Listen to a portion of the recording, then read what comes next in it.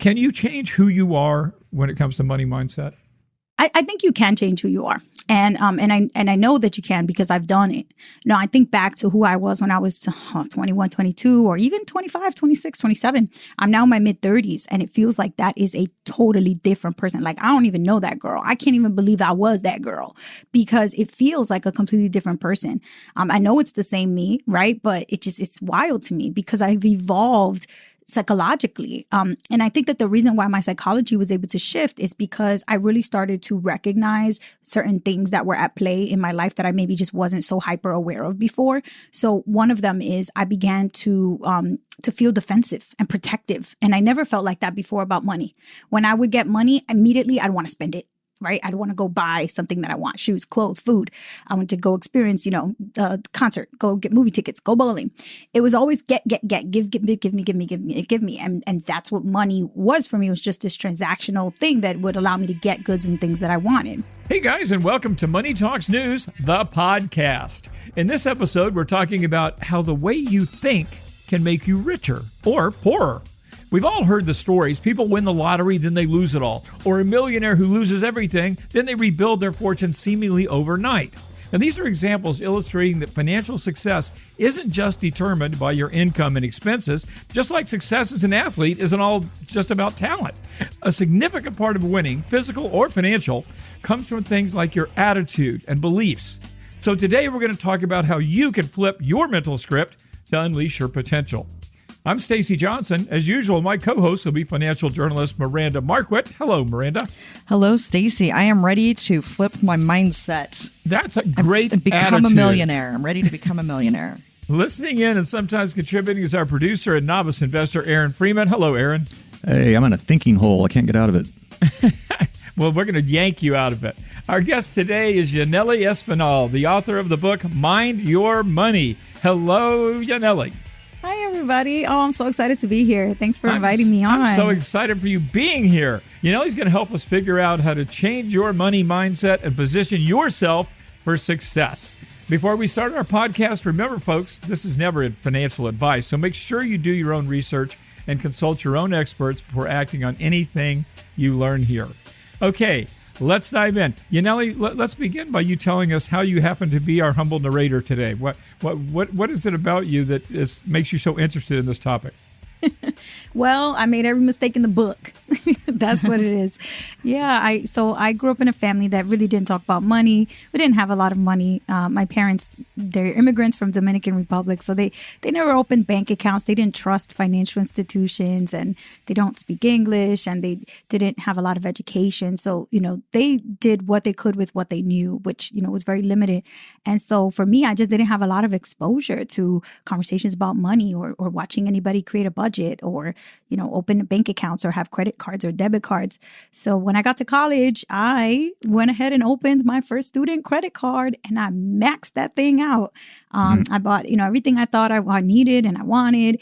And then I got a second card, then a third card. And so for me, the big mistakes early on with money started with, misusing and abusing credit cards, ruining my credit score and having to recover from that in my 20s so I could get an apartment and, have some stability later on.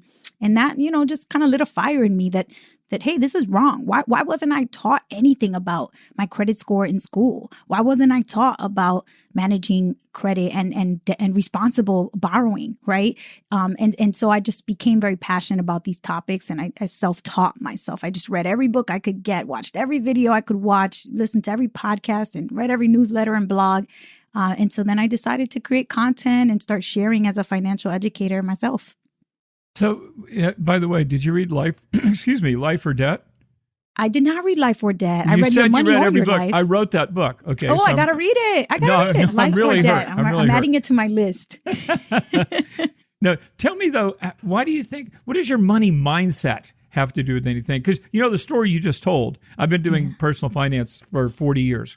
And the story you just told, I have heard 10 billion times. I mean, virtually everybody. See, when I went to college, they didn't give you credit cards because you didn't have a job. And that, and then of course, in the latest generation, people have gotten credit cards. If you can fog a mirror, you get a credit card, and then they typically blow up. Right. But what do you think money mindset had to do with what happened to you? Yeah, I mean, I think that your money mindset is just an extension of your regular mindset. When you just think about your mindset, like that's how you view the world. That's how you perceive the world and the way that you value, people and experiences. And so your mindset generally is like rooted in your upbringing, your experiences growing up, your education, culture, your family's culture or your ethnic culture, your religion, if you adhere to a specific religion. And so where those specific things overlap and like intersect with money, that's where your money mindset is then created. So think about your upbringing. What were some early money lessons that you were taught by your caretakers, whether it was explicit or not? You picked up certain lessons about money early on. Your education, right? Like for me, I think about how I never got an education about money. I never was taught any lessons about money, but I remember like having interactions with very wealthy students around me and me being the quote unquote scholarship kid, the one that was lucky enough to be there and only there because I got a scholarship, and how that educational experience, kind of created thoughts and ideas in my mind and beliefs about my identity and how I interacted with money. My culture, my family coming from another country and their social attitudes about money and how they acted towards money. They didn't trust financial institutions. They don't trust the stock market. That stuff is scary. It's foreign. It's, in their country, people would put money into a bank account and they would come back to deposit, to withdraw their deposits a couple weeks later. And the bank would say, "We've never seen you before. We don't know who you are. You don't have an account here. Please leave." And the money would just disappear. And that type of corruption in so many developing countries scares immigrants to avoid banking and avoid financial institutions and avoid investments. And then religion and its teachings about money. Like I think about my childhood and my mom, she's so religious and she would tell me that in her Bible, it always said that money is the root of all evil and that we shouldn't want money. We shouldn't chase money because it's going to make us power hungry and it's going to make us evil. So, when you combine all those things, those experiences, those lessons from your upbringing, the educational exposure, your culture, your religion, all that stuff and where it overlaps with money, that's what creates your money mindset.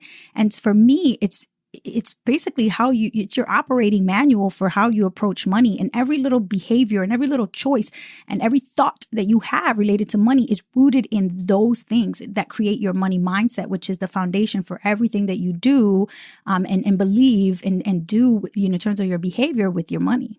Yeah, now I'm going to tell my story. And while I'm doing this, I want Aaron, you and Miranda think about what your story is going to be, because I'm just about to ask you.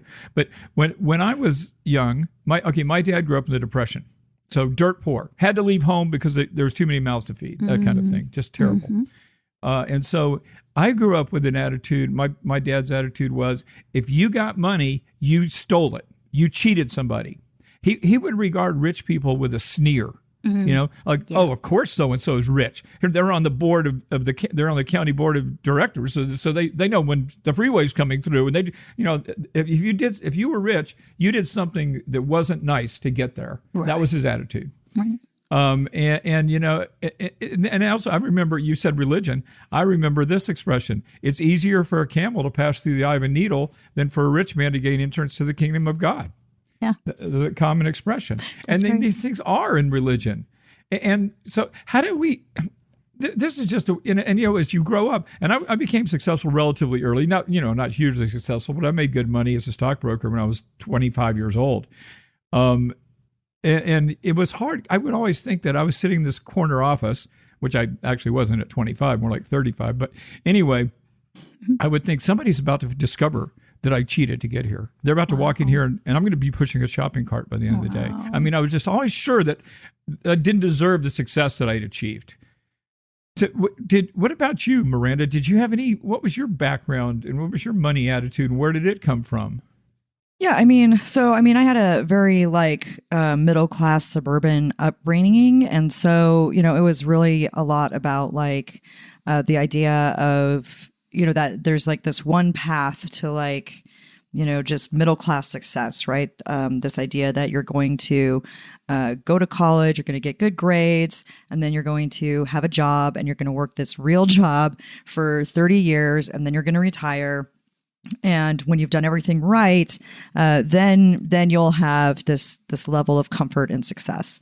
And And so for me, it was just all very basic. Like my parents never taught me about investing.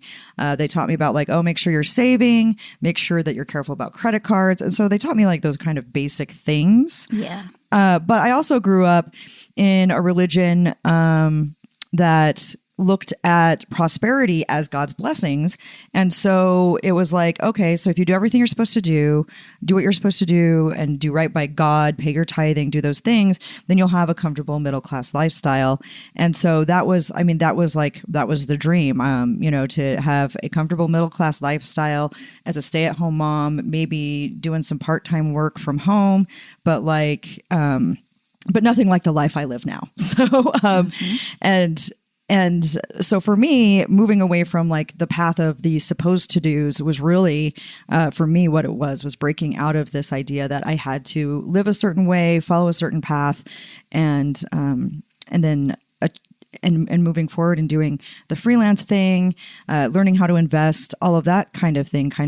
My mom's, I joke that like I'm the great disappointment because I have done nothing that I was supposed to do. And I live life on my terms, which I really like. But for like my parents and everything, like I've busted out of the mold, and I'm out here living in sin, and they can't understand why I'm being financially rewarded for it.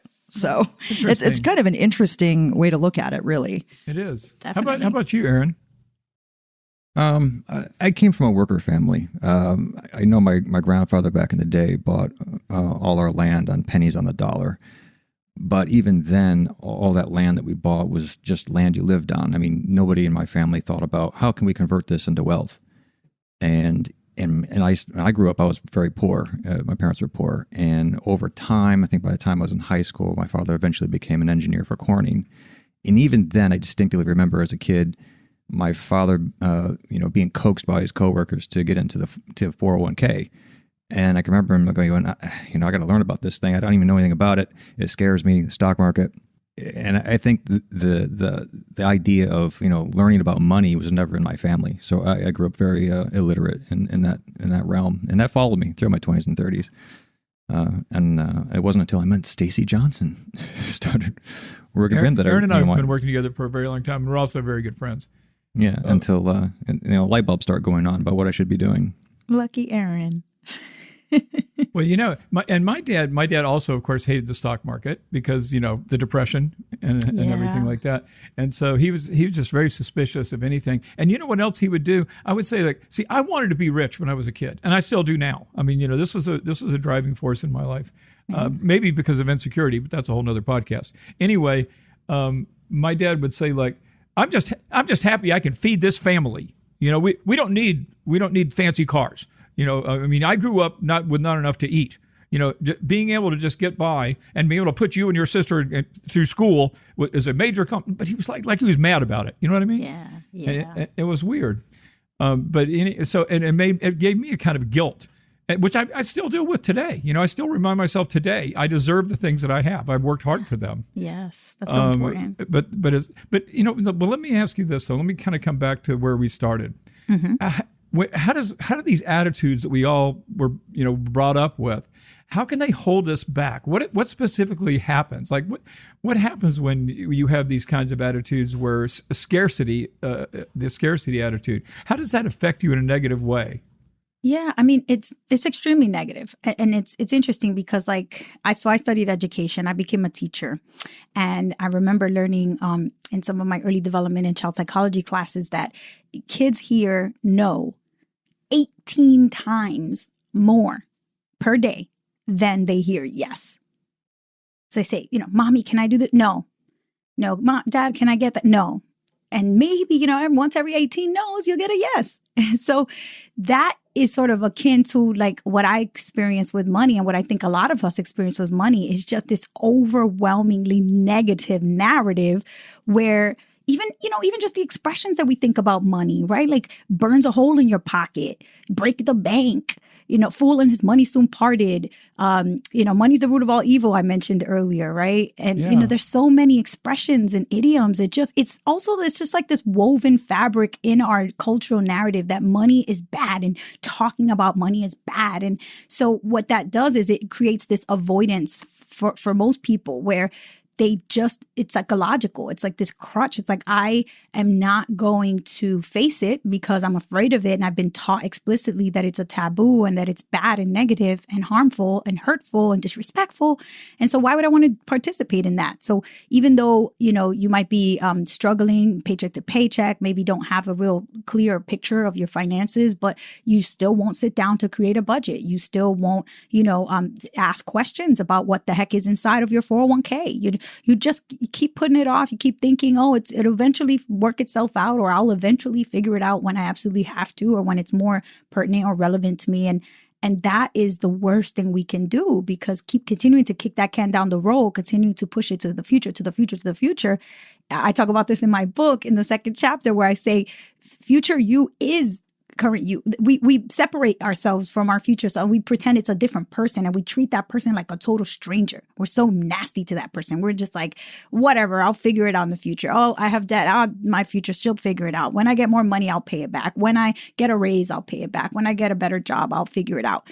And we just keep pushing our problems off to future version of ourselves, not recognizing and admitting and reflecting on the fact that that's the you that you are now. That's the same skin, the same bones, the same brain, the same. I mean, you might have different likes and dislikes and things, but it's you. It's essentially the same exact person. So the more we can embrace that idea, I think the more we'll be willing to, be brave enough to face our financial issues head on. Do you think we all evolve in that direction? I mean, like, we've all, going around the circle of us, we've said, like, I used to feel this, but now I feel that. In other words, do you think everybody evolves and figures this out? Or do you think a lot of people go through life with that scarcity attitude and they never are able to overcome it? I think most people, I want to say most people evolve for the better financially. But when we look at statistics, I mean, just the average family is in a ton of debt with their credit cards, and, takes 30, 40 years to pay off their mortgage loans, and is riddled with student loan debt and personal loans and car loans. And so I think that we, even sometimes when we know better, or there's like a gut feeling in our stomach, in the pit of our stomach, that we shouldn't be doing this, that we tend to just do it anyway. Because again, we push it to the future thinking we'll figure it out, it'll work itself out, or we'll fix it later. But we just worry about like the moment right now and getting what we want right now. And I've seen that, in a lot of my family, my friends, where I'll sit down with them and explain, hey, listen, if you want to make a choice that's strictly financially savvy, you're not considering any other factors, and you just care about the financial aspect of this choice, then it makes sense to go with, route A. A couple weeks later, a couple months later, I see that they actively went ahead and pursued route B. And I'm like, but we talked about this, we talked about getting a car, with cash or car loan versus, leasing a car. We talked about the difference financially. We talked about, the specific location where you are, how it makes more sense to rent versus buy, or buy versus rent. And they'll just actively go ahead and do the opposite. And I wonder to myself, why is it that people do this? So I think that while people do tend to mature and improve a little bit in terms of their knowledge and what they know they should do, or where the areas are that they need help, they don't always actually follow through on the behavioral side.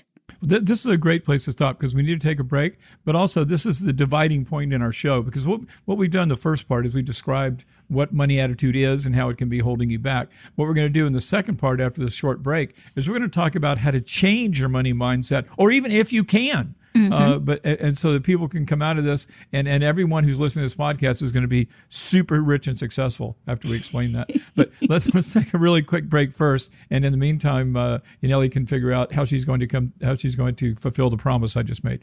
Yes, we'll be right back.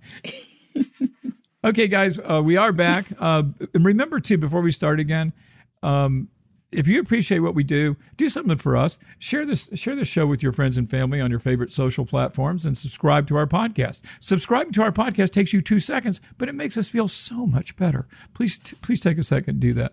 Okay, now we are back, and I promised that Yaneli was going to make everyone listening to this podcast wealthy, or get a better money mindset. Of course, I make promises all the time that I can't fulfill. But, Yaneli, how do you do this? What do you do? Because, hey, one thing we have to admit, that changing people is very difficult. That's something you learn as you're growing up, right? You meet somebody really cool, and you're like, oh, they just have this one problem. I could change that. And then you find out after you get divorced and lose half your money, you can't change it. You can't change people. But can you change who you are when it comes to money mindset? I think you can change who you are. And I know that you can because I've done it.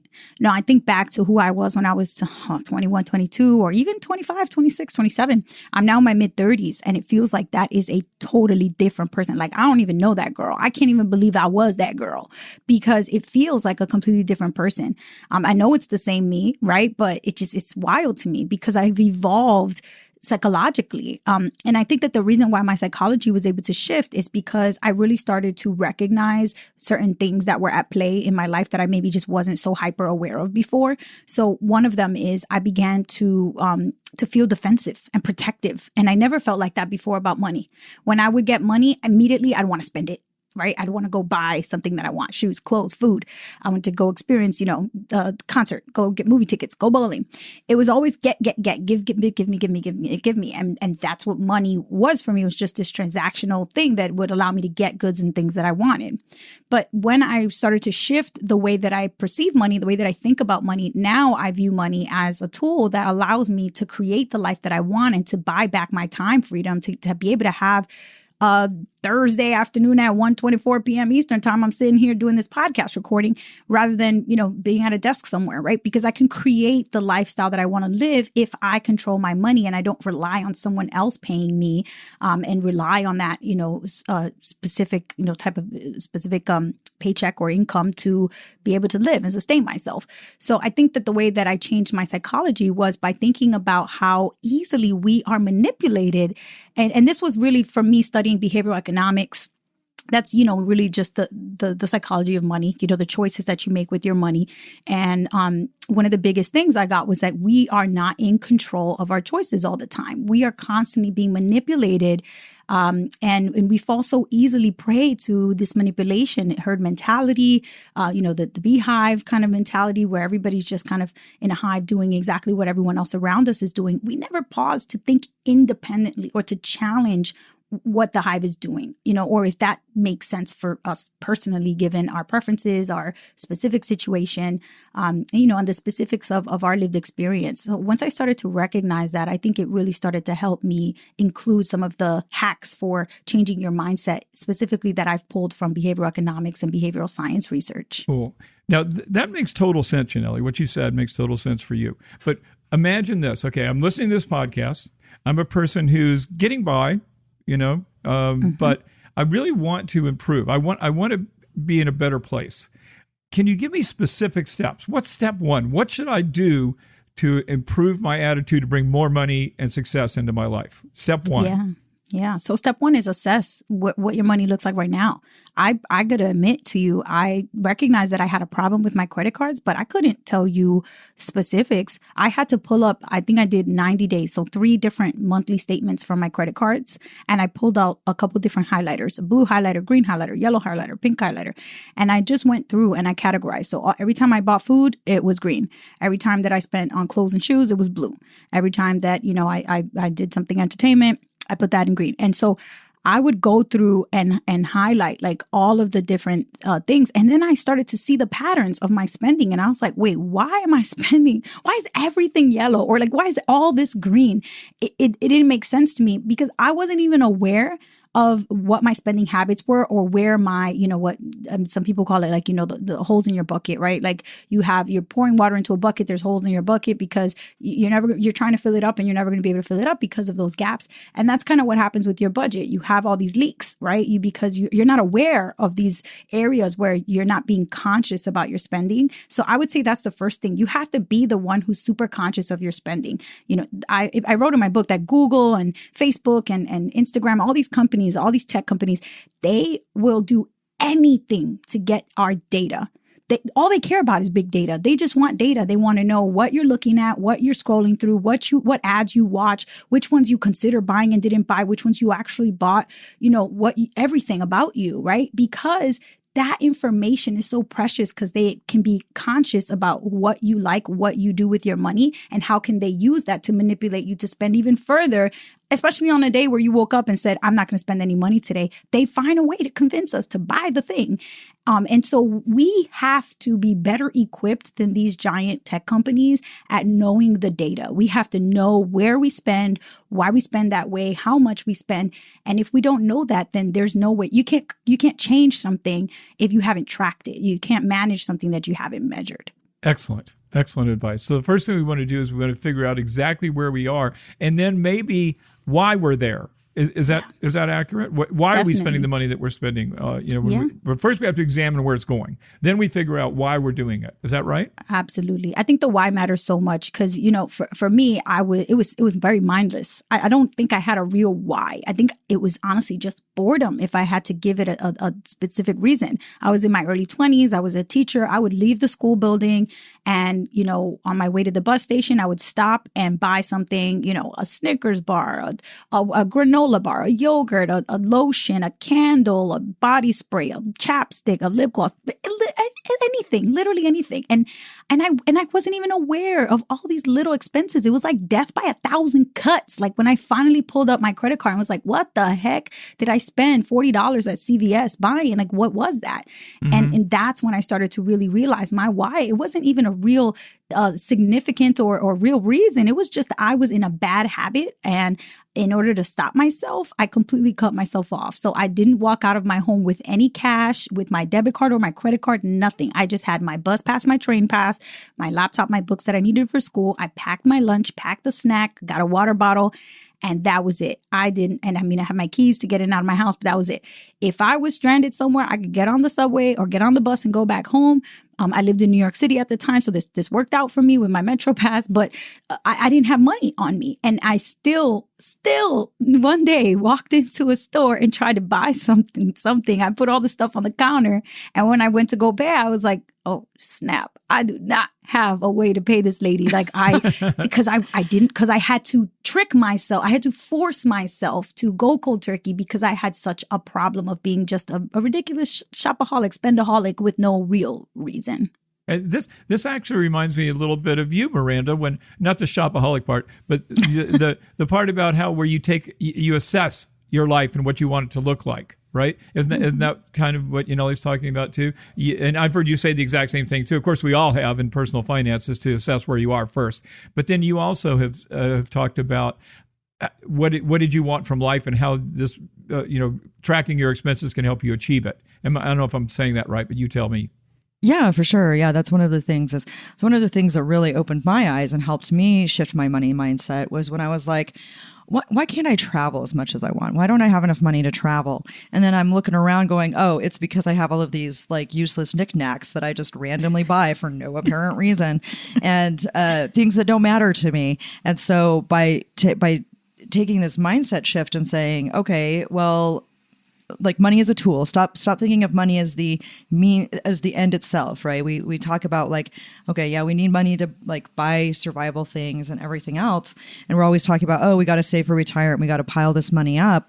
But we never stop and think about like, okay, the money is actually the tool. The money is the means to the end, not the end itself. And having that mindset shift and saying, okay, now that I understand this, how do I want to use my money as a tool to live the life I want? And then I'm just like, so I do. I put together 4 questions I ask myself before I spend money and do that whole thing to make sure that when I am using my money, how I'm using it aligns with my values and it aligns with how I want my life to look. How did you figure out? Hearing you talk made me think about back when I was a stockbroker. When I was an accountant first, and I was making $18,000 a year, and then that's how old I am. Then I became a stockbroker, and within a few years, I was making $100,000. I've never met anyone who made $100,000. Right. And all my friends, the people that started with me, they were buying like Mercedes and moving into big houses and stuff, and I didn't. You know why? Because what I really wanted to do was not have a damn boss.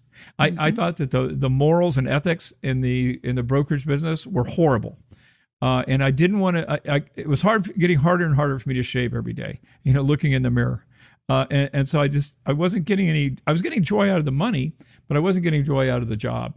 And I know you'll find this difficult to believe, but I will also say just about anything to anybody at any time for any reason, which doesn't go well with bosses. So I wasn't getting along real well. So I wanted to be self-employed. And it was so important to me that I started putting money aside rather than buying these toys and the bigger house. Right. And so that's when my attitude shifted. Because in other words, I guess what I'm trying to say is you got to figure out what the hell you want out of life. Yeah. Right. And then all of a sudden that candy bar is not so important because getting what you want out of life becomes more important. And then you automatically start, your attitude begins to change and your actions begin to change. Yeah, I'll tell you, I think that's the hardest part for a lot of people. You know, you can do anything. And when you can do anything, you tend to do nothing, right? Decision paralysis, because you just have too many freaking options, right? You can go live on a boat. You can be a nomad and live in a different place every month or two. You can buy a house. You can have an apartment that you rent or lease an apartment and change it every year. You can get married or you can not get married. You can have kids. You can, truly, the life that you create, it can be anything. And because of that scares so many young people in the years where it's most important for them to get control of their finances, to build the strongest habits, to start investing, right? During those years, we're so consumed with like, oh, the decision paralysis of, well, how do I want my life to look in 10 years and 5 years and 15 years? I don't know, because you can do anything. You can look at so many ways that I think that sort of is where so many people get stumped. Well, do you think it's true also that some people just don't even know what they're doing, what they want? Exactly. Because there's so many choices, they don't know what to pick. I want to be happy. You know, what do you really want? Well, I don't know. You know, rich, famous, race. You know, they don't know. And so what do you tell people like that? I mean, how do you get somebody to focus their attention and their finances when they can't even tell you what to focus at? Yeah, so I actually went to a conference a couple years ago for business-minded people, and that was because I was, trying to improve my business. I'm not always a business-minded person. I'm always like, I want to help people. I want to, be good in the world. Like, okay, but business doesn't just, rely on helping people. You also got to make money. So I went to this conference, and this I think applies here, which is this approach to thinking of multi-layered answers like an onion. So when I went to this conference, this person who was speaking said, when you are looking for your target audience, you have to really create this person. You have to be very specific about who they are. So you think of an onion, you peel the first layer, and that's your first descriptor. Okay, so my audience is going to be 20-somethings. Okay, next, peel the next layer on the onion. What's next? 20-somethings, what else? 20-somethings living in major cities in the U.S. Okay, great. Peel the next layer of the onion. What else? 20-somethings living in major cities in the U.S. Who graduated from college. Okay, great. You got 20-something college graduates living in major cities. What's next? Peel the next layer. And you just got to keep describing more and more in detail by giving more adjectives, more descriptors, so that by the time you have maybe 10 descriptors, you now have a clear picture of exactly who you're talking to in your business, who's your ideal client. And I did that exercise, and it was so freaking helpful because I had never done that before. I was like, I want to help everybody with money. When you want to help everybody, you help nobody. Yeah. And this is the same thing with your finances and with your life. When you don't know what you want, you want nothing. You're working towards nothing. So I would say do that onion exercise. Get real specific in describing the life that you want. Where's your ideal place to live? What's the kind of lifestyle, right? Like, do you want kids? Are you going to be married? Do you own the home or do you rent? Like, you have to get really specific. Are you going to have a car? Are you going to bike? If you don't have a car, are you going to Uber? Are you going to, you have to be real specific about the day-to-day of your life. And to the point where now you have this clear picture of the person, and it's no longer this nebulous thought of a future person, a future self, or this stranger who you're going to treat unkindly, because now you have this very clear picture of them. You're more invested in who they are. You care about them. And now you know what you want, and you're going to be much more likely to be motivated to work for it. That's excellent. And, one of the things I said in that book I mentioned earlier, Life or Debt, was what really, and this is overly simplistic, but if you close your eyes and you think about the happiest moments of your life. In fact, when I just said happiest moments of your life, probably something popped into the head of everybody listening to this. That's right. And if you can do that, it may be something that you can't replicate, like your child being born or getting married or something like that. But the things that bring you the most joy, all you really have to do is stop spending money on things that aren't on that list and start spending on things that are.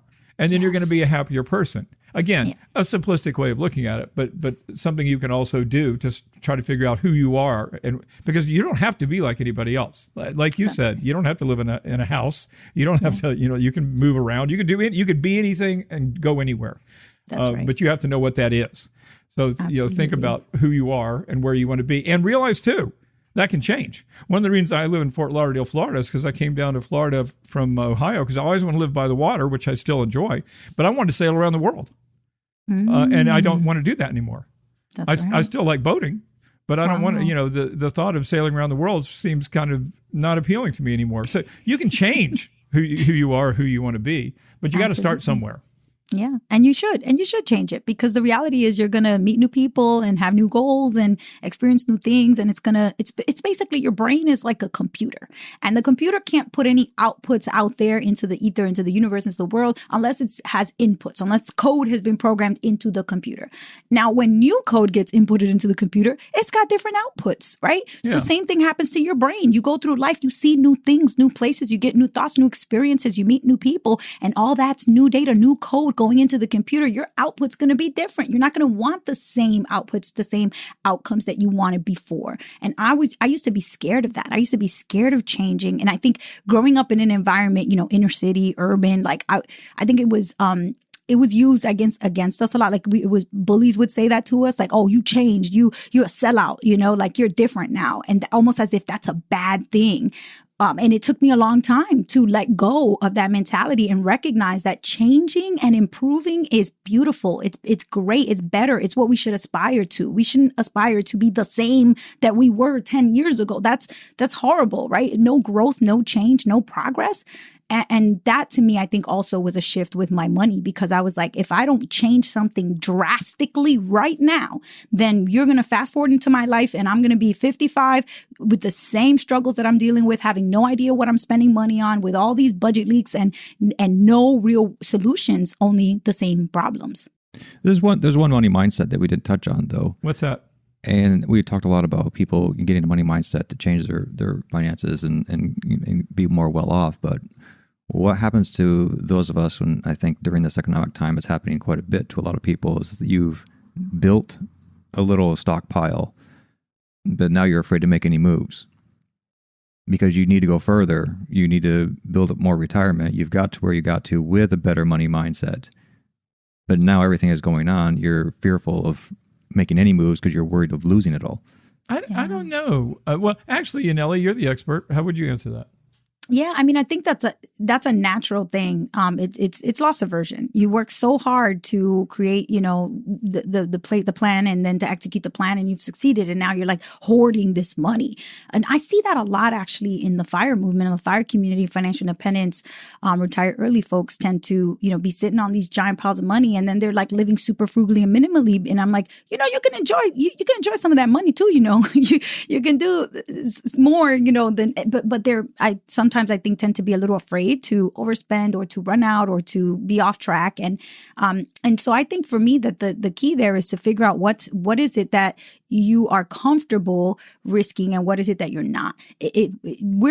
Generally more people are going to be more risk averse than those who are going to be comfortable taking risks. And that's just because of the natural inclination to be averse to losses. That is our human nature. We don't want to lose. We feel losses twice as badly as we celebrate wins and gains. And so, we would rather not lose $20 than find $20 on the floor. So because that's how our human nature is, we have to recognize that, and we have to then put that into our plan and say, okay, when I reach this point, I'm going to then, reallocate what I've got going on, rebalance, and say, this is a portion of my money that I'm going to allow myself to spend guilt-free, that I'm going to allow myself to use to pursue passions or to travel or to do whatever I want with no judgment. And if you don't have that, then you tend to just group all your money into one big bucket and feel this like deep connection to it because of the process it took to get it. But then you're not allowing yourself to really enjoy it. And I do see that a lot. So I would, especially for people who are the first generation in their family to reach financial independence, because they know that hasn't always been afforded to previous generations in their families. So I think that that's the key, is to really be real with yourself about what amount you want to set aside to be a bit more free with, and then what amount you'll be continuing to grow and to protect in a way that maybe is a little bit more risk averse. I'm so glad we had that conversation, and I'm so glad you brought that up, Aaron, because that's literally what's happened to me lately. I literally have been sitting here. Do you mention that because of me specifically? No, I just no, but this is true though, you guys. I live in a house a third of what I could afford. I'm driving a 2009 car, and I'm a multimillionaire.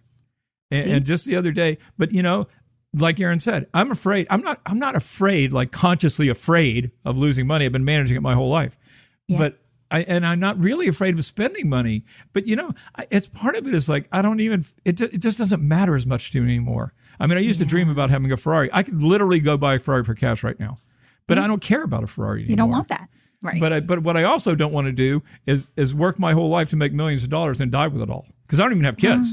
But it's hard when you've spent I'm 68 years old. I spent 60 years, well, not 60, 50 years trying to accumulate this nest egg. And it's hard to turn on a dime and start spending it, That's right. It is. But now you do the same exercise, but in reverse. Instead of trying to figure out who you want and all the things, and so you can stop spending, so you can start getting your money right, you're going to start doing that same reflection so you can start enjoying your money a little bit, right? What are the things that would, that you'd be so excited tomorrow to wake up and do, right? And plan that, right? Like, to me, that's the exciting part of being at the point where you are. And I look forward to that. I look forward to being 68 and having my multiple millions and being like, what do I want to do? Like, I could do anything. I can afford to do anything. And that's a beautiful feeling. But you definitely got to make time to reflect on what you want to do with the money, and then just give yourself permission to enjoy it. That's really helpful. And I'm really going to do that. I've actually learned something really important for myself today. And here's the good news too. There's not many people that will help you accumulate, but there's boatloads of people that will help you distribute. Yeah. That's a fact. My wife has no problem spending money. And I say to her all the time, I'm like, do you want me to buy you something? I'll buy you something. What do you want? Because I just rather buy her stuff than buy me stuff. Anyway, we are way out of time, but I've really, really enjoyed having you today, Yaneli. This has been a really good podcast. Folks, if you want to learn more about this stuff, and I encourage you to dig a little deeper, you're going to find links to lots more info in our show notes. And remember, if your goal is to make more, to spend less, to retire rich, your online home is moneytalksnews.com. And don't forget to check out Miranda's online home as well. That is Miranda Marquit, MARQUIT.com. And of course, you want to get more information from Yaneli. Now, here's your website, missbehelpful.com, MISSBE helpful.com. Is that right? That's right. And tell me if you want to check out my book, I don't know if I you can do that. What's your book? Yeah, and if you want to check out the book, you can do that at mindyourmoneybook.com. Mindyourmoneybook.com, but Mind Your Money is the name of the book. That's right. And you can also see it in our show notes, folks, so no problem there. If you got a question, comment, or topic you'd like to suggest, tell us about it. Email us at hello@moneytalksnews.com. And one final thing, I've already said it once, I'm going to say it one more time. If you like what we do, subscribe to our podcast. It just takes you a couple of seconds, but really helps us out. I'm Stacy Johnson. I'm Miranda Marquit. I'm Aaron Freeman. I'm Yaneli. Thank you so much for having me on. This was awesome. Thanks for being here. I hope you're going to be back again sometime soon. Folks, you're going to find us right here next time. Be well.